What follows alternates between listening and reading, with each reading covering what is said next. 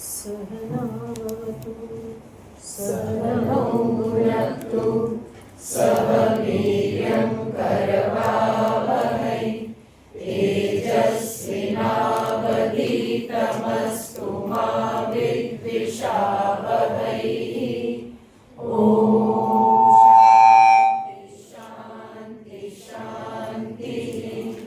शङ्करं शङ्कराचार्यं केशवं बादरायणं सूत्रभाष्यकृतौ वन्दे भगवन्तौ पुनः पुनः। ईश्वरो गुरुरात्मेति मूर्तिभेदविभागिने व्योमवद्व्याप्तदेहाय दक्षिणामूर्तये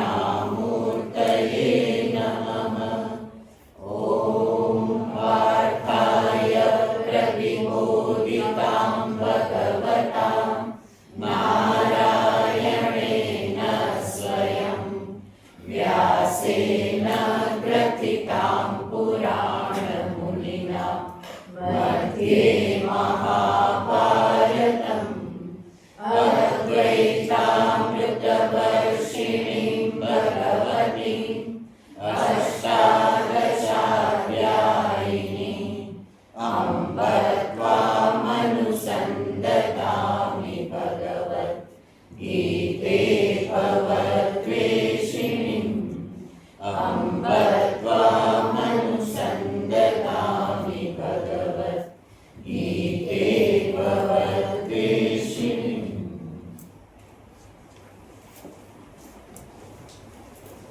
श्लोक नंबर 2। श्लोक 2। श्री भगवानुवाच मय्यावेश्य मनो ये मां नित्ययुक्ता उपासते श्रद्धया परयोपेताः ते मे युक्ततमा मताः।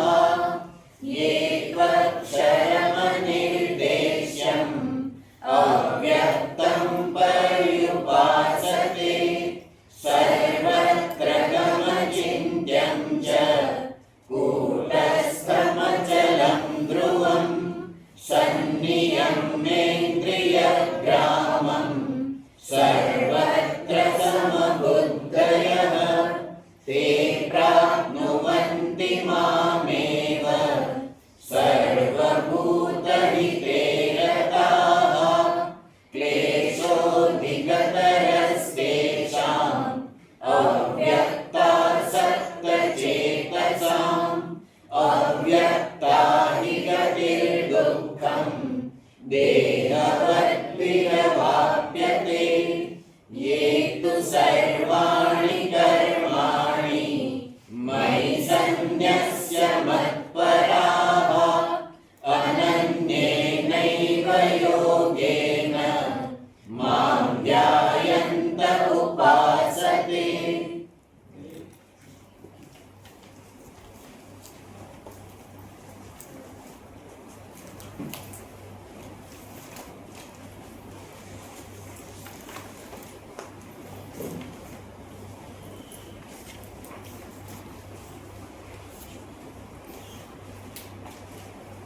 भगवान श्री कृष्णचंद्र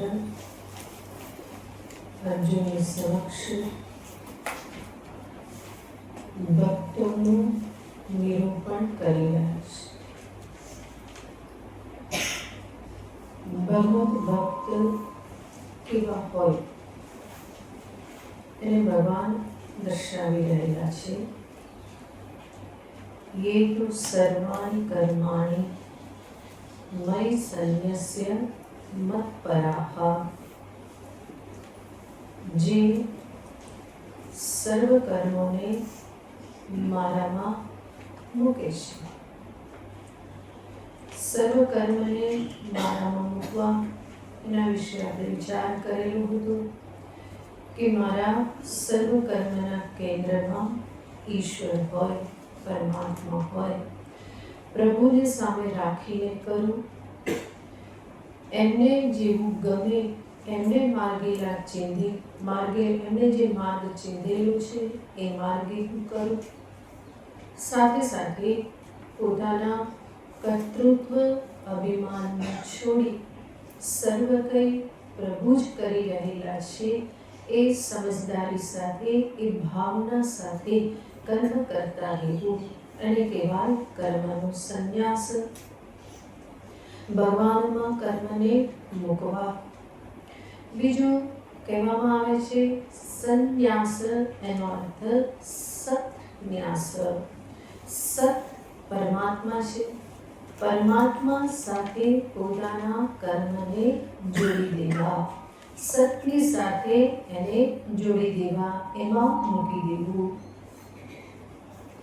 સત્કર્મ એનો અર્થ છે સત પ્રભુની સાથે એક થઈ અને જે કર્મ કરવામાં આવે એને કહેવાય સત્કર્મ. ભક્તના દરેક કર્મ કહેવાશે સત્કર્મ છે. સતની સાથે હંમેશા અન્વિત છે, ક્યારેય પણ અસતની સાથે એના કર્મ જોડાતા નથી. હંમેશા સત્પ્રભુની સાથે એ પોતાના કર્મ થકી જોડાય છે અને એટલા માટે એનું કર્મ પણ સત્કર્મ બને છે, એનું ફળ પણ એને મહાન ફળ પ્રાપ્ત થાય છે. તો ભગવાન આ રીતે સર્વપ્રથમ ભક્તનું લક્ષણ દર્શાવતા કહે છે કે જે સર્વ કર્મ મને અર્પિત કરે છે. બીજું લક્ષણ ભગવાને દર્શાવ્યું મત્પરાહ, જે ભગવત પરાયણ છે, મને પરાયણ છે. તો ભગવત પરાયણ હોવું એના અર્થ પણ આપણે જોયેલા હતા કે હંમેશા ભગવાનને પોતાના જીવનમાં એને જ પાલન કરતા, રક્ષણ કરતા હંમેશા સમજવા. ભગવાન જ મારા જીવનમાં સર્વ કંઈ પૂરણ કરનાર છે.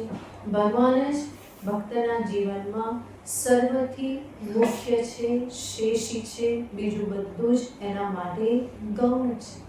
તો આ બધા મત્પરાહ શબ્દના અર્થ થાય કે જે મુખ્યતયા ભગવત શરણાગતિને દર્શાવે છે.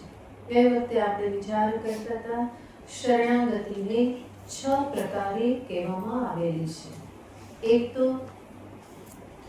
શરણાગતિનો અર્થ છે ભગવાનને હું શરણાગત છું, એનો અર્થ જે હંમેશા એવું સમજે છે કે ભગવાન જે કરશે તે મારા હિતનું જ હશે.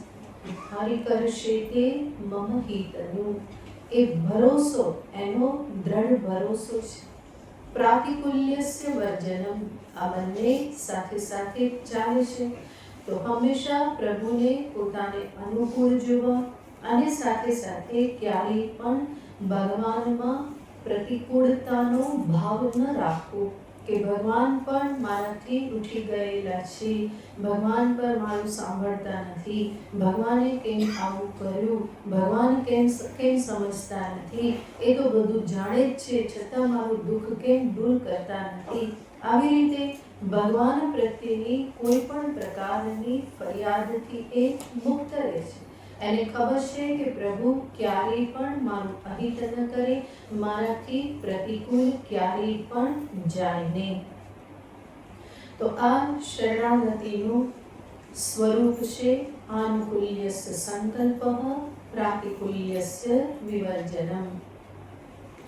શરણાગતિનું એનાથી આગળ સ્વરૂપ છે કે જેમાં ભક્ત હંમેશા વિચારે છે કે પ્રભુ મારું રક્ષણ કરશે. એ વિશ્વાસ એના મનમાં હંમેશા બની રહેવો.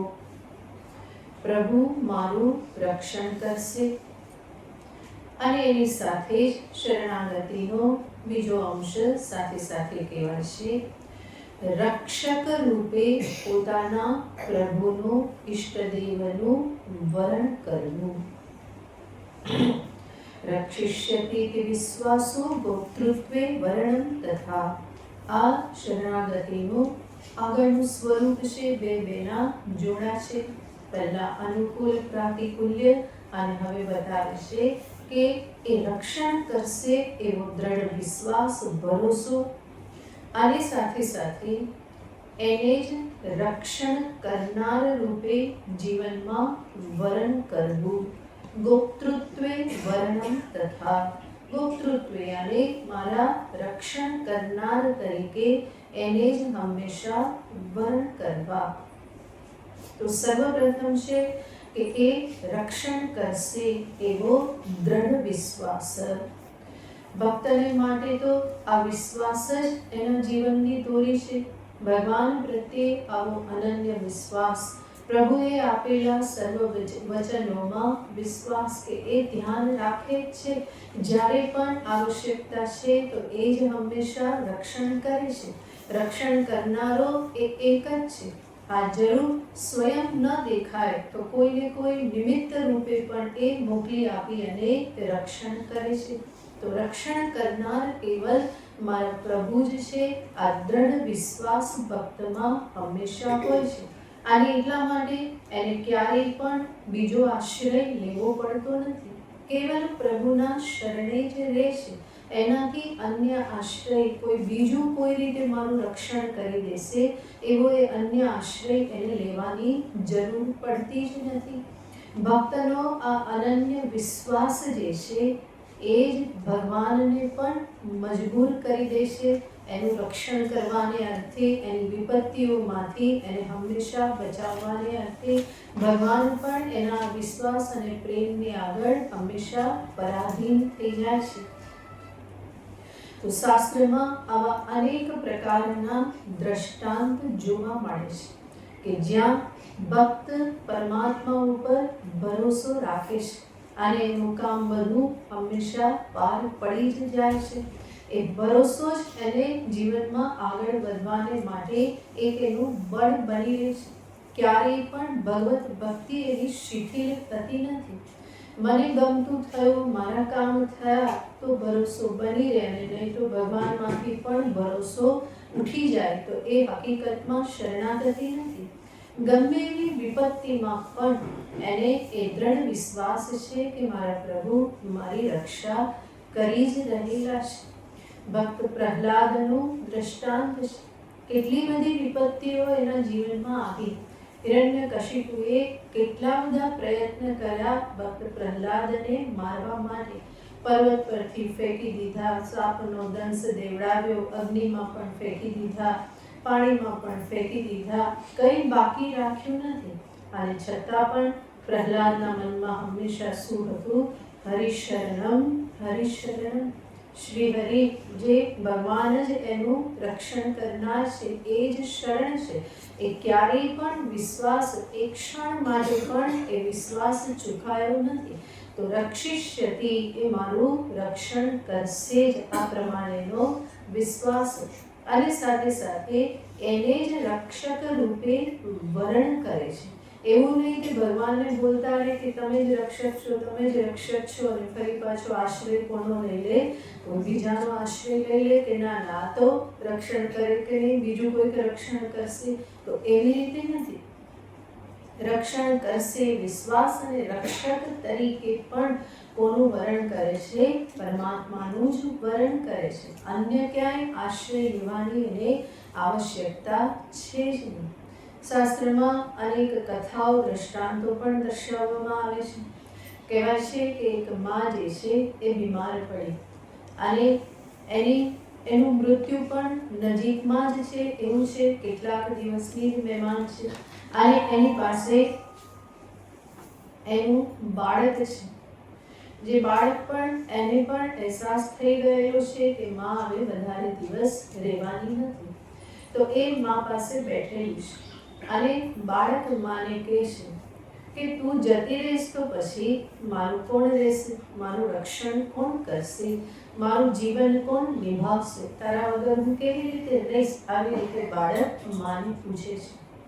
તો માં એને બહુ સુંદર ઉત્તર આપતા કહેશે, યેન શુક્લીકૃતા હંસાહ હરિતિ કૃતાશ્ચ શુકાહ.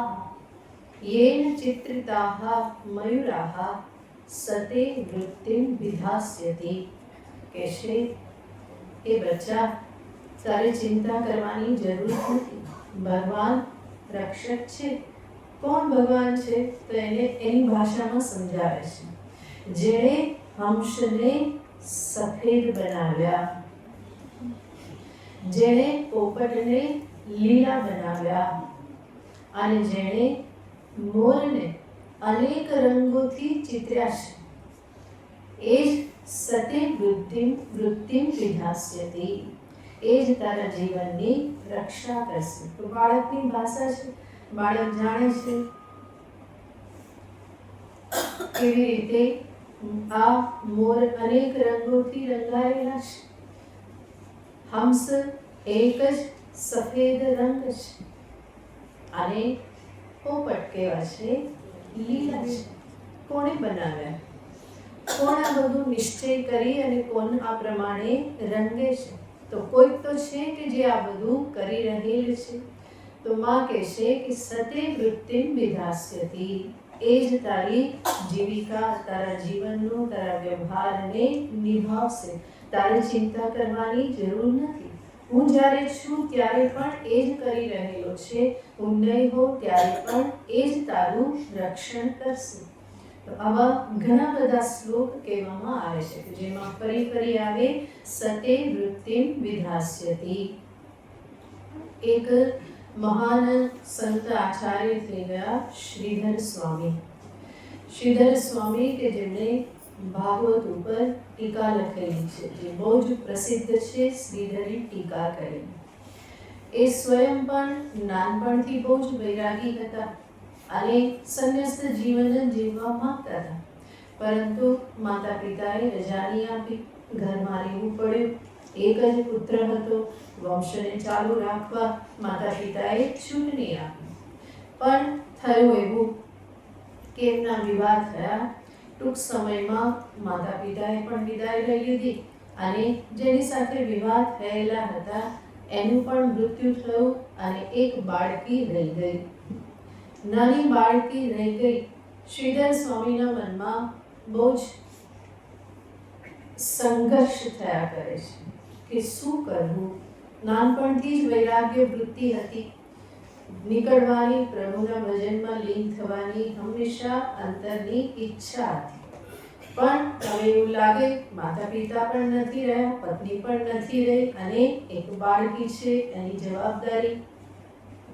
તો મનમાં બહુ જ એમને સંઘર્ષ થયા કરે છે. એ પોતે બહુ વિચારમગ્ન અવસ્થામાં બેઠેલા હતા અને એ ઓસરીમાં બેઠેલા હતા. સામે બાળકી પણ સૂતેલી હતી.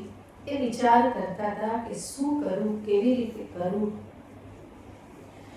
એટલામાં એ જુએ છે કે પક્ષીનો માળો હતો, એ પડ્યો અને એમાંથી એક ઈંડું બહાર આવ્યું. એ પણ ફૂટી ગયું ને એમાંથી પક્ષીનું બચ્ચું બહાર આવ્યું.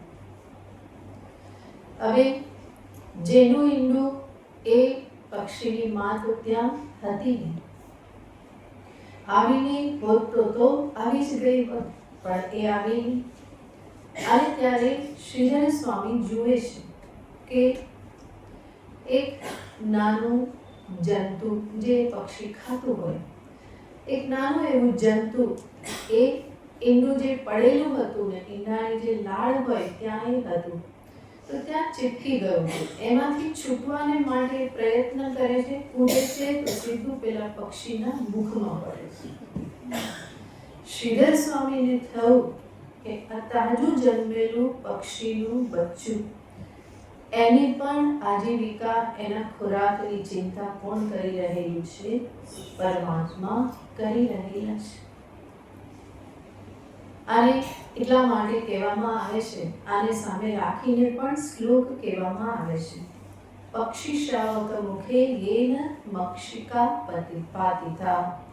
પક્ષીના મુખમાં, પક્ષી શ્રાવક યાને પક્ષીના બચ્ચાના મુખમાં જેના વડે આ મક્ષિકા યાને જંતુને મૂકવામાં આવ્યું. તો કહેશે સર્વ હૃદય, પરમાત્મા સતી વૃત્તિમ વિધાસ્યતિ, એ જ સર્વની વૃત્તિ આજીવિકાનું, એ જ હંમેશા બધાનું વહન કરે છે, બધાને એ જીવાડે છે.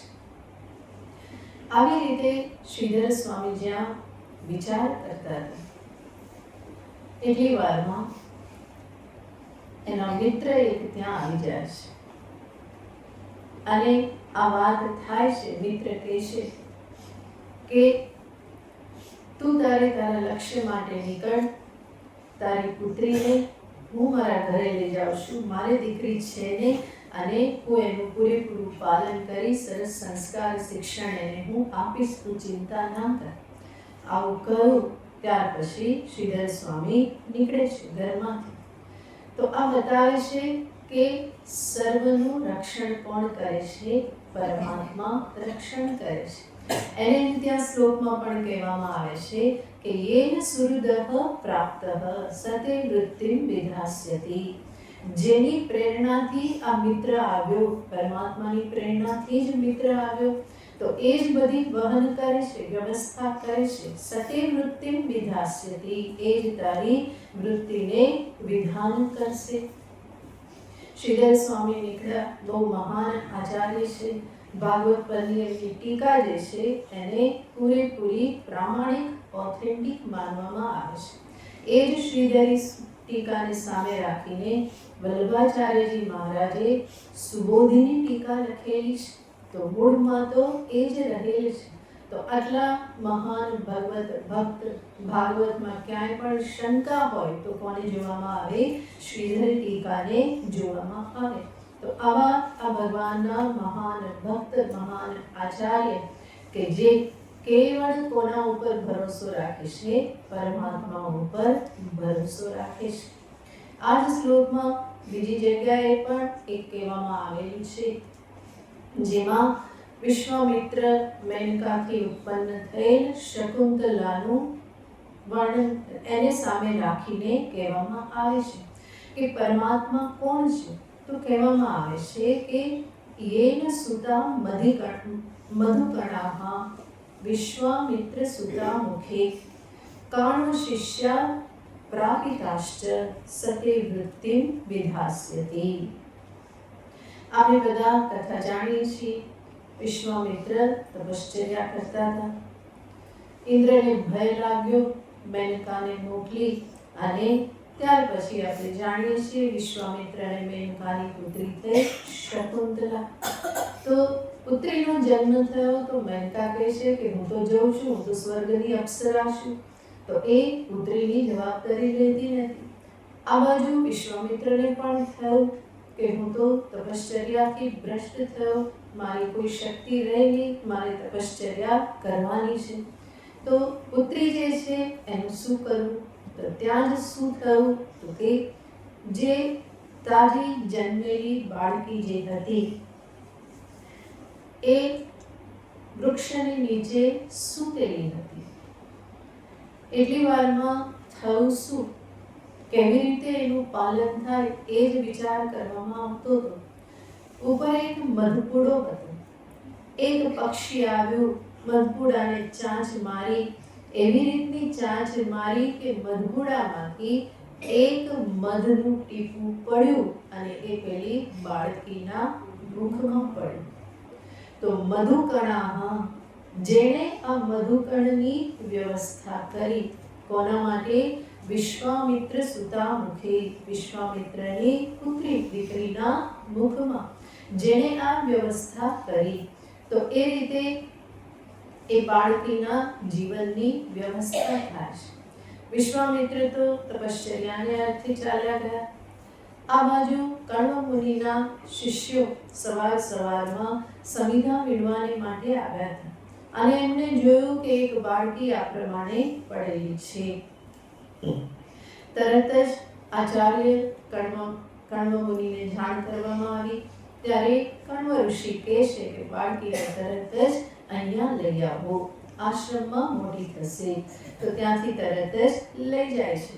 તો શ્લોકમાં કહે છે કે જેણે આ મધુકણની વ્યવસ્થા કરી જેણે કર્મના શિષ્યને આ બાળકી પાસે મોકલી આપ્યા, સતે વૃત્તિમ વિધાસ્યતિ, એ જ તારા જીવનને સંભાળશે, એ જ તારી વૃત્તિ આજીવિકા જીવનનો એ રક્ષક બની રહેશે. તો શાસ્ત્રમાં આવી રીતે અનેક કથાઓ દર્શાવવામાં આવે છે, જેનાથી જે શ્રવણ કરવાથી અંતરમાં એ વિશ્વાસ જે છે એ દ્રઢ થતો જાય. ભગવાન જ રક્ષક છે અને આ રક્ષિષ્યતિ વિશ્વાસ, આવો દ્રઢ વિશ્વાસ એને શું કહેવામાં આવે છે? શરણાગતિ કહેવામાં આવે છે. અને ગોપ્તૃત્વે વર્ણન તથા, એ જ રક્ષક છે અને એ જ બધું દેનાર છે, આવી રીતે એનું વર્ણન કરવું એ પણ શું છે? શરણાગતિનું સ્વરૂપ છે. સામાન્ય મનુષ્ય શું કરે તો કે ભગવાનનું ભજન કરે અને ફરી પાછી કંઈક ઈચ્છા થઈ તો કે આ તો આ ભગવાન નહીં આપી શકે, આ તો કોણ આપશે? બીજું કોઈક આપશે. ગણપતિ દાદાને જ ભજતા હોય અને પછી વિચાર આવી જાય કે આ તો દૂધદાણા દેવ કેમના દોડશે, એટલા માટે કોને ભજીએ? જે દોડીને આવી જાય હનુમાનજી, બધું કામ તરત જ કરી દે. ભજે તો કોને? ગણેશજીને ભજે. અને પછી શું કરે? હનુમાન ચાલીસા કરવા લાગે કે રક્ષા તો કોણ કરશે? હનુમાનજી જ કરશે. તો પોતાની વૃત્તિને માણસ બદલતો રહે છે. બીજા દેવનું ભજન કરવાની મનાઈ નથી, નામ લેવાનું નહીં, મંદિરે નહીં જવાનું એવું નથી, પરંતુ નિષ્ઠા કેવી હોય? એક નિષ્ઠા હોય.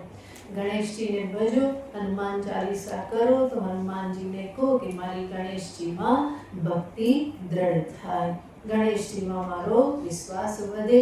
ભલે ને 108 હનુમાન ચાલીસા કરો, કંઈ વાંધો નહીં, દરેકનું નામ લેવાય, દરેક સ્તોત્ર બોલાય, કોઈ એમાં વિરોધ નથી, પરંતુ નિષ્ઠા કેવી હોવી જોઈએ? એક નિષ્ઠા હોવી જોઈએ. બાલ મુકુંદને ભજે અને વિચાર આવી જાય કે આ બચ્ચું કેવી રીતે રક્ષણ કરશે, એટલા માટે હવે તો કોણ જોઈએ? તો કે શિવજી જટાધારી ત્રિશૂલધારી, એને પકડો તો શું થાય? રક્ષણ થાય. તો એવી રીતે નથી. બાલ મુકુંદને ભજે તો એ ભક્તની નિષ્ઠા પણ એવી જ હોય કે ક્યારેય એને કષ્ટ આપવા માંગતો નથી. બાળ સ્વરૂપ છે ને ક્યારેય એ કષ્ટ આપવા માંગતો નથી. હું જીવું કે ના જીવું, મારું જે પણ થાય એની ચિંતા નથી. એને હંમેશા ચિંતા શેની હોય છે? પોતાના બાલ મુકુંદની, લડ્ડુ ગોપાલની ચિંતા હોય છે. તો આ ભક્તિના સાચા સ્વરૂપો છે, જેને જાણવા બહુ જ જરૂરી છે. તો શરણાગતિ અને રક્ષક રૂપે એનો જ સ્વીકાર કરવો. જે પણ જોઈએ એ પ્રદાન કોણ કરશે? એ જ પ્રદાન કરશે, એ જ રક્ષક છે. શાસ્ત્રમાં કથા આવે છે ઉપમન્યુની કથા. ઉપમન્યુ શિવજીના ભક્ત હતા અને શિવજીની ઉપાસના કરતા હતા. એટલી એમની દ્રઢ ઉપાસના હતી, દ્રઢ વિશ્વાસ હતો. વચ્ચે ઇન્દ્ર એની પરીક્ષા કરવાને માટે આવે છે અને ઉપમન્યુને કહે છે કે હું તારા પર પ્રસન્ન છું, તને જે જોઈએ તે તું માંગી લે. ત્યારે ઉપમન્યુ કહે છે અપી કીટ પતંગો વા ભવે શંકર આજ્ઞયા, કહેશે શંકરની આજ્ઞાથી હું કીટ પતંગ પણ બની જઈશ, પણ તમારું આપેલું ત્રૈલોક્યનું રાજ્ય પણ મને જોઈએ નહીં. તો ઇન્દ્ર બધું આપવા તૈયાર, પણ કે ના, આપની પાસેથી મને ના જોઈએ, તમારું ત્રિલોકીનું રાજ્ય પણ નહીં જોઈએ. અને શંકર જો મને આવીને કંઈ કીડો કે પછી પતંગિયું બનાવી દે તો એ બનવા માટે હું તૈયાર છું. તો આ એની નિષ્ઠા છે. ભગવાન શિવજીમાં એક નિષ્ઠા છે. તથાપિ ભક્તિ તરુણેન્દુ શેખરે, કાલિદાસ કહે છે કે મારી ભક્તિ તો ક્યાં છે? ઇન્દુ શેખર ભગવાન શિવજીમાં મારી પરમ ભક્તિ છે. તો આ એક નિષ્ઠા છે, એ શરણાગતિનું એક સ્વરૂપ છે. આગળ કહે છે આત્મનિક્ષેપ, 5 નંબર શરણાગતિનું સ્વરૂપ. આત્મનિક્ષેપ અને આગળ છે કાર્પણ્ય. શોધાતુ શરણાગતિઃ. આત્મનિક્ષેપ એનો અર્થ છે પોતાને ભગવાનમાં મૂકી દેવો. પોતાની અને પોતાના અહમને ભગવાનમાં મૂકી દેવો એ છે આત્મનિક્ષેપ. આત્મા અને હું, અહમ, અને એનો નિક્ષેપ અને મૂકી દેવો. પોતાના અહમને પ્રભુમાં મૂકી દેવો. પ્રભુમાં અહમને મૂકી દેવો એનો અર્થ છે પ્રભુને પ્રધાન મુખ્ય ગણવો. હું કેવો છું? ગૌણ છું. એમની સામે હું ગૌણ છું.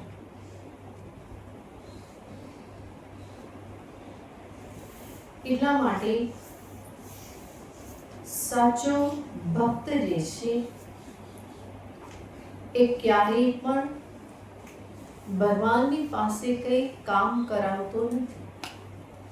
આટલું કરી દેજો, આટલું કરી દેજો, આમ કરી દેજો, આવું એ ભગવાનને કહેતો નથી. એ ભગવાનને પોતાની ઈચ્છાઓ પૂરી કરવાનું કે પોતાના દુઃખ દૂર કરવા માટેનું સાધન ક્યારેય બનાવતો નથી. ભગવાન મારા માટે છે એવું નહીં, હું ભગવાનને માટે છું. આને કહેવાય આત્મનિક્ષેપ. મારા સુખ દુઃખ કોઈ મહત્વના નથી. કોનું સુખ કોનો આનંદ મહત્વના છે? પરમાત્માના, મારા પ્રભુ. તો ભગવાનને ક્યારેય પણ એ સાધન બનાવતો નથી. પહેલા પણ આપણે જોયેલું હતું કે સામાન્ય મનુષ્ય જે છે એ ભગવાનની પાસે જઈ અને સંસારને માગે છે. જ્યારે વિચારશીલ ભક્ત જે છે એ હકીકતમાં શું કરે છે તો કે સંસારમાં એવી રીતે જીવે છે કે એને ભગવાનની પ્રાપ્તિ થાય. એ સંસારનો પણ ઉપયોગ શેના માટે કરી લે છે? ભગવત પ્રાપ્તિમાં. અને સામાન્ય મનુષ્ય ભગવાનનો ઉપયોગ પણ શેમાં કરે છે? સંસારને પ્રાપ્ત કરવામાં. તો અહીંયા જ્યારે કહેશે આત્મનિક્ષેપ, તો એનો અર્થ છે ભગવાનને હંમેશા પ્રધાન માને છે, શેષી માને છે, મુખ્ય માને છે. બીજું બધું જ એના માટે કેવું બની રહેશે? ગૌણ બની રહેશે. પોતાના કાર્યો, પોતાના સુખ પ્રાપ્તિ કે પોતાની દુઃખ નિવૃત્તિ, આ બધું જ એના માટે ગૌણ બની રહેશે. સર્વથી પ્રધાન કોણ રહેશે? કેવલ પરમાત્મા પ્રભુ જ એના માટે પ્રધાન રહે છે, શેષી રહે છે. સ્વયંને શું ગણે છે? શેષ ગણે છે. શેષી મુખ્ય છે અને શેષ એના માટે છે. તો એવી રીતે પ્રભુ એના માટે પ્રધાન છે. આના માટે પણ બહુ પ્રસિદ્ધ કથા કહેવામાં આવે છે. તમારામાંના ઘણા બધાએ સાંભળી છે, પણ ઘણા બધાએ નથી પણ સાંભળી.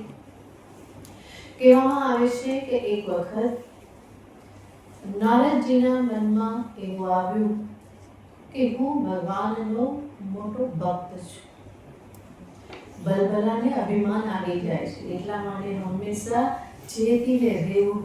નારદજી જેવા પણ ક્યારેક આમાં ફસાઈ જાય છે, તો હંમેશા ચેતીને રહેવું.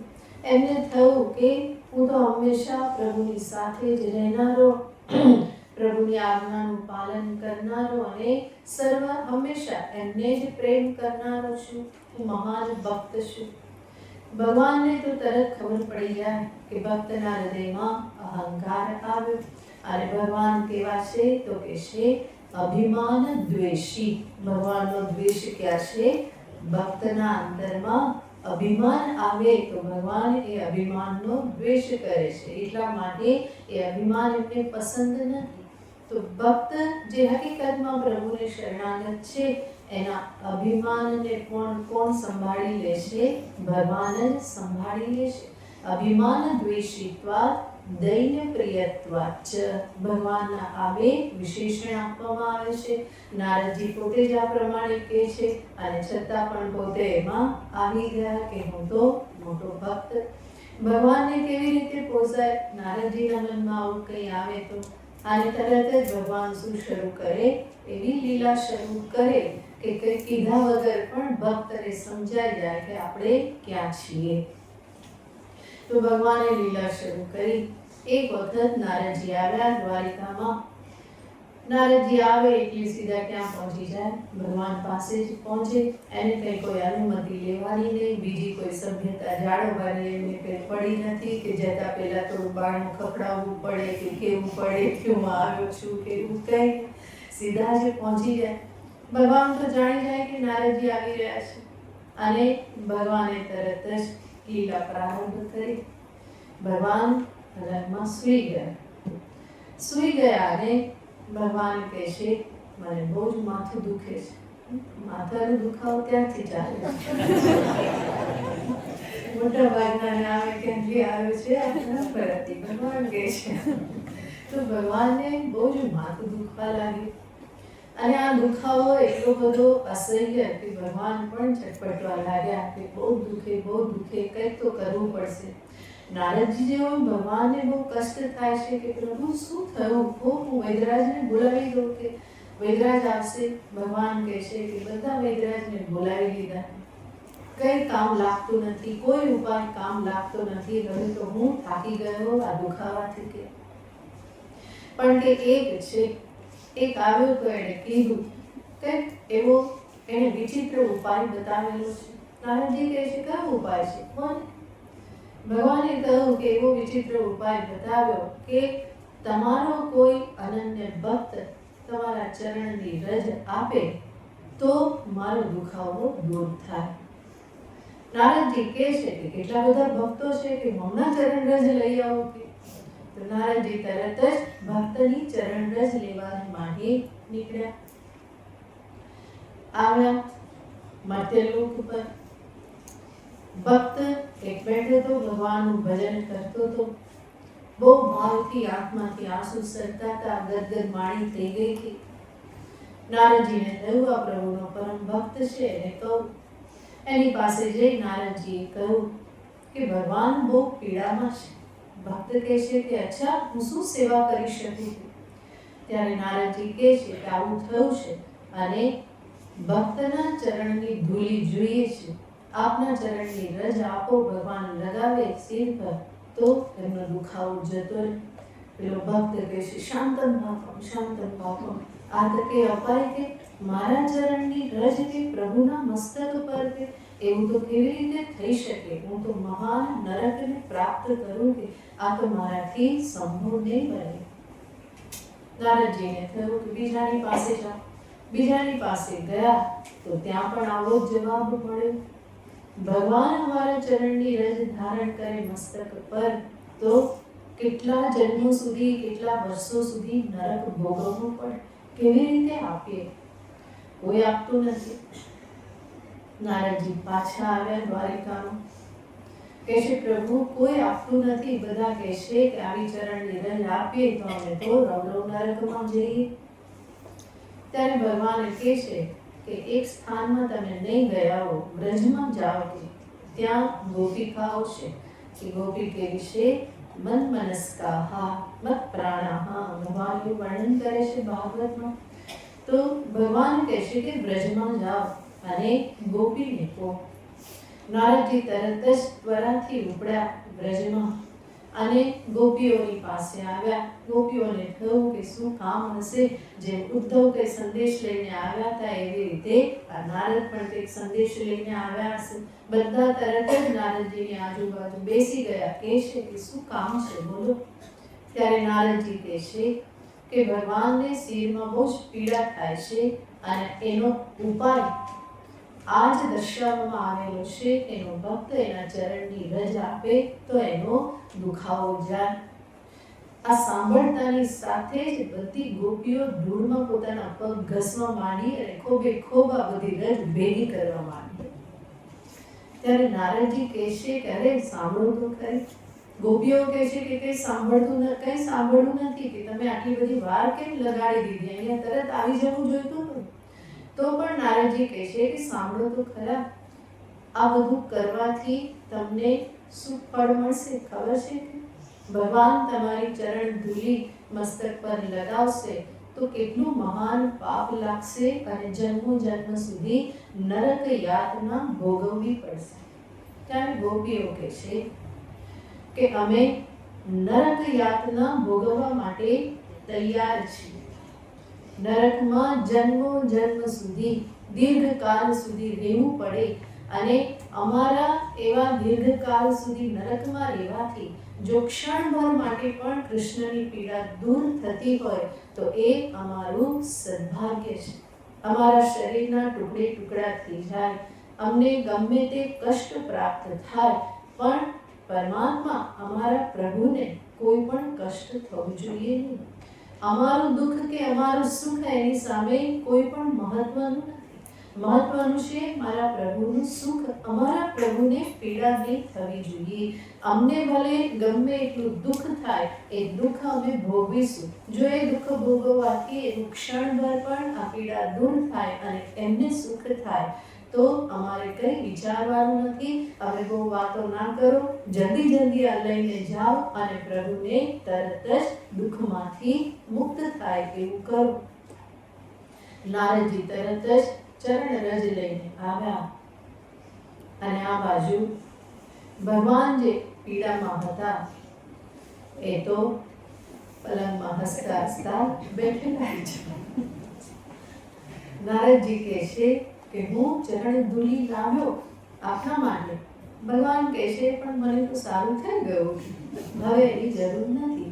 પણ કે એક પ્રશ્ન પૂછું નારદજી, કે તમે તમારા ચરણની ધૂળ કેમ નહીં આપી? તમે પોતાને પરમ ભક્ત તો પહોંચો, ત્યારે તમારા ચરણની ધૂળ કેમ નહીં આપી?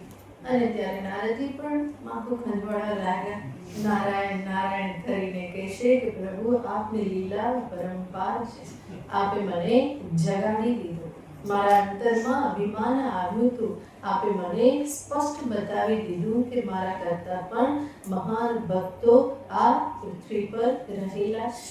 તો ભગવાનને ક્યારેય પણ અભિમાન પ્રિય નથી.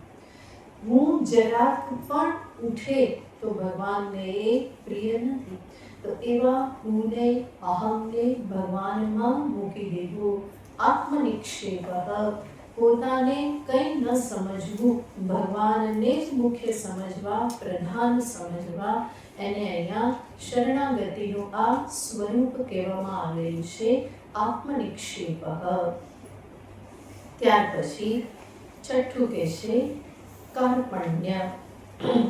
કાર્પણ્યનો અર્થ થાય છે દીનતા. એની સાથે જાય છે આત્મનિક્ષેપ અને દીનતા. દીન કોની સામે? પ્રભુની સામે. જગતની સામે કાયા બનવાનું કહેતા નથી, પરંતુ ભગવાનની સામે હંમેશા દીન બનીને રહેવું. આ દીનતા એ ભક્તિનું એક મહત્વનું પાસું છે. જ્યાં ભગવાનની સામે હંમેશા ઝૂકીને રહેવામાં આવે. પ્રભુ જ મહાન છે, હું હકીકતમાં કંઈ જ નથી. તો આ પ્રકારેનું કાર્પણ્ય, દીનતા જે છે એ શરણાગતિનું સ્વરૂપ છે. ભક્તિનો આ પાયો છે. ભગવાન જ મુખ્ય છે, હું ક્યાંય પણ આવતો નથી. તો આવા પ્રકારની દીનતા કે હું પ્રભુનો દાસ છું, પ્રભુનો સેવક માત્ર છું, પ્રભુના દાસનો પણ દાસ છું, એના ભક્તોનો પણ હું દાસ છું. આવી રીતની જે દીનતા જે છે એ ભક્તિનું એક સ્વરૂપ છે, શરણાગતિનું એક સ્વરૂપ છે.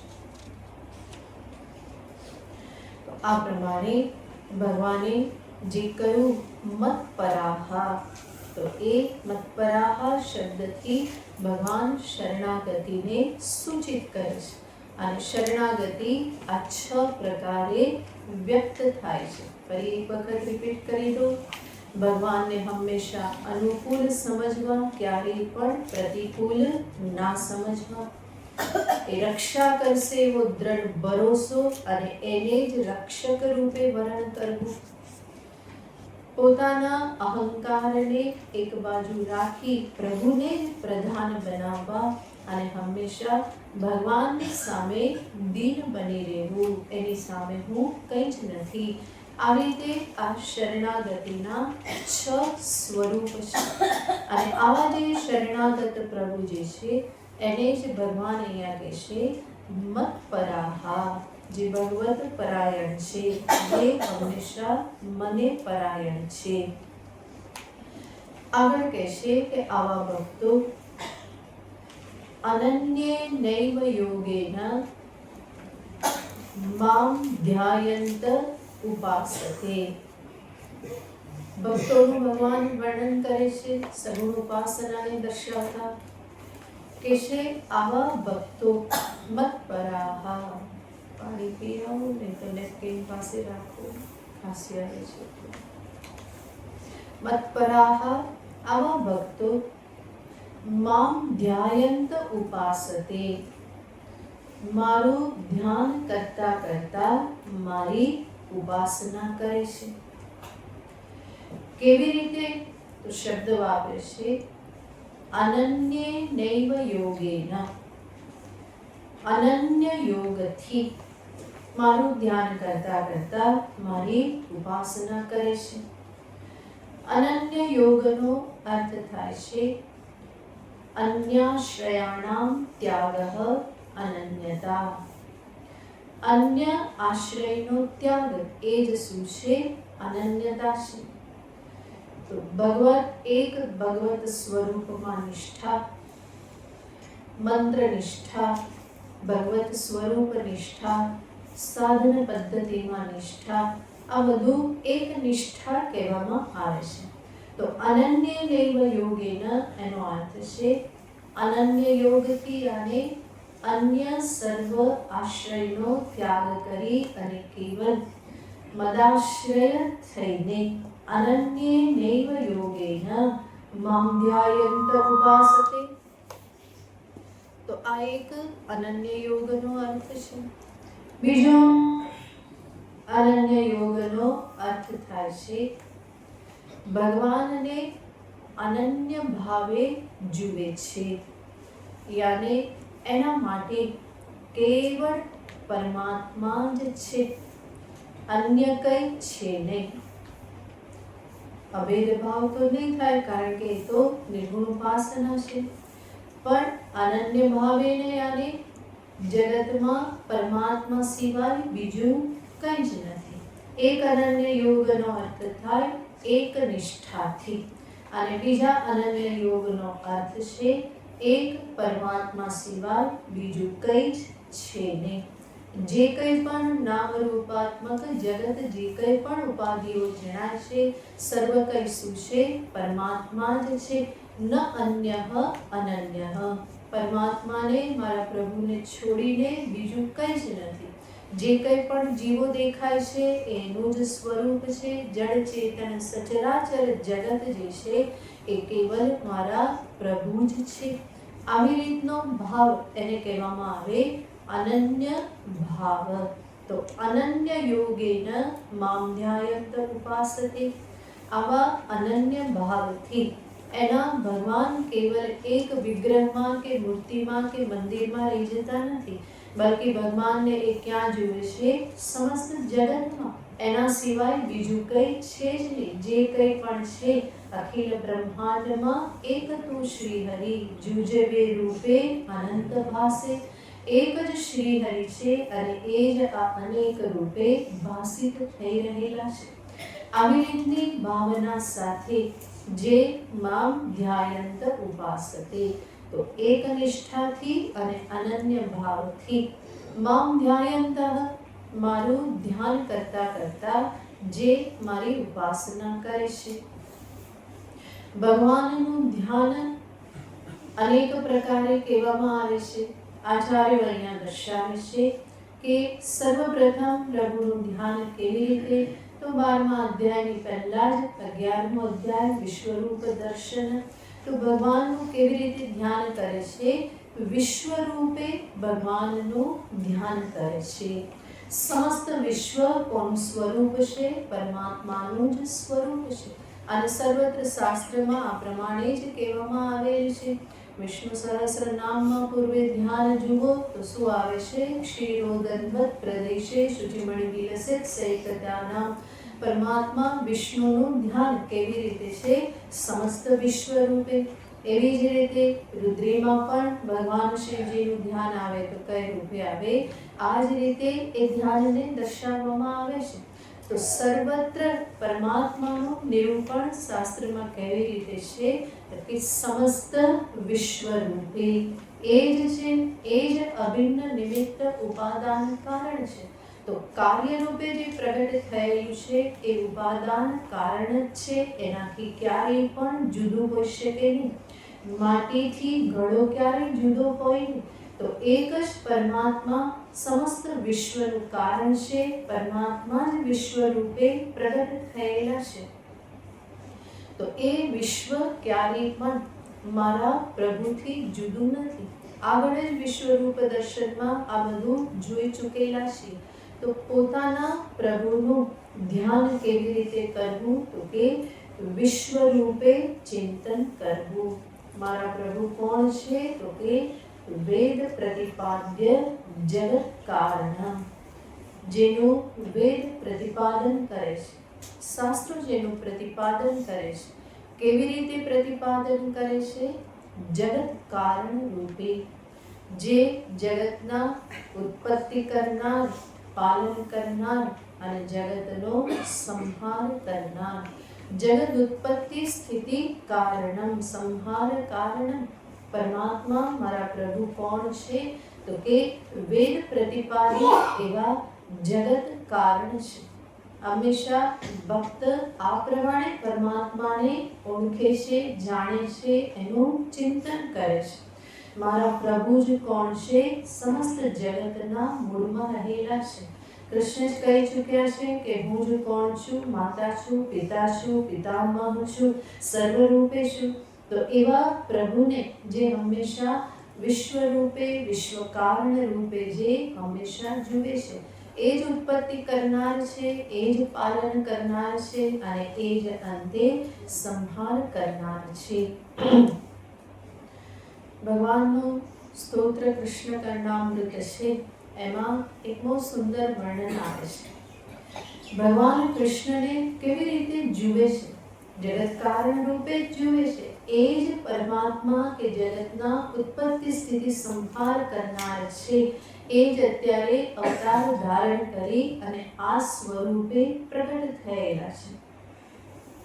તો ભક્ત વર્ણન કરે છે. ભગવાનની લીલાનું વર્ણન કરતા કરતા ત્યાં કહેવામાં આવે છે કે એક વખત યશોદા કૃષ્ણને સુવાડી રહેલા છે. રાત પડેલી છે અને કૃષ્ણને યશોદા સુવાડે છે. સ્વાભાવિક છે, બાળકને સુવડાવે તો પછી વાર્તા સંભળાવે. એટલા માટે કૃષ્ણ કહે છે કે માં વાર્તા સંભળાવો, વાર્તામ કથય, વાર્તા સંભળાવો કે છે. ત્યારે યશોદા જે છે એ વાર્તા કહેવાનો પ્રારંભ કરે છે. શું વાર્તા સંભળાવે છે, કે છે ત્રેતા યુગમાં ભગવાન રામ થઈ ગયા. કૃષ્ણ શું કે ભગવાન રામ થયા. દશરથને ત્યાં જન્મ થયો. 4 ભાઈઓ હતા. દશરથને આટલી રાણી હતી. આવું બધું યશોદા બોલે અને કૃષ્ણ શું કરે, સુતા સુતા આવી રીતે કર્યા કરે.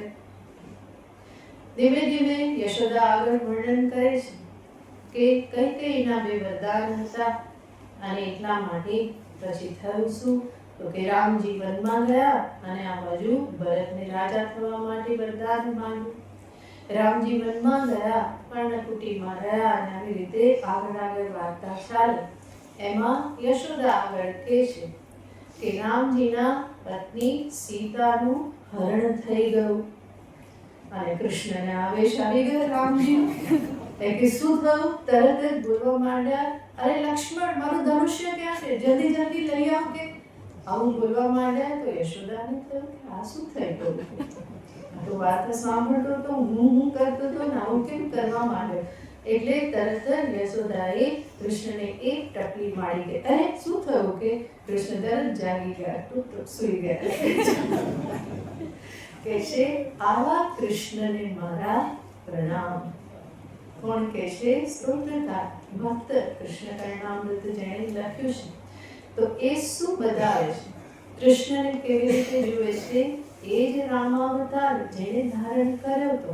રામાવતાર જેણે ધારણ કર્યો એ જ ભગવાન વિષ્ણુ, એ જ વેદ પ્રતિપાદ્ય. આ બધા શબ્દો ત્યાં એ શબ્દ શ્લોકમાં યુઝ કરે છે કે જે વેદ પ્રતિપાદ્ય છે, જગત કારણ જે છે એવા કૃષ્ણને શું થયું? તો કે આ વાર્તા સાંભળતા સાંભળતા પૂર્વ રામાવતારના સંસ્કાર જાગૃત થઈ ગયા અને એના પરિણામે એ બાળક રૂપે પણ શું કહેવા લાગ્યા? અરે લક્ષ્મણ, મારું ધનુષ્ય લઈ આવ, સીતાને બચાવવા લાવવા માટે જવાનું છે.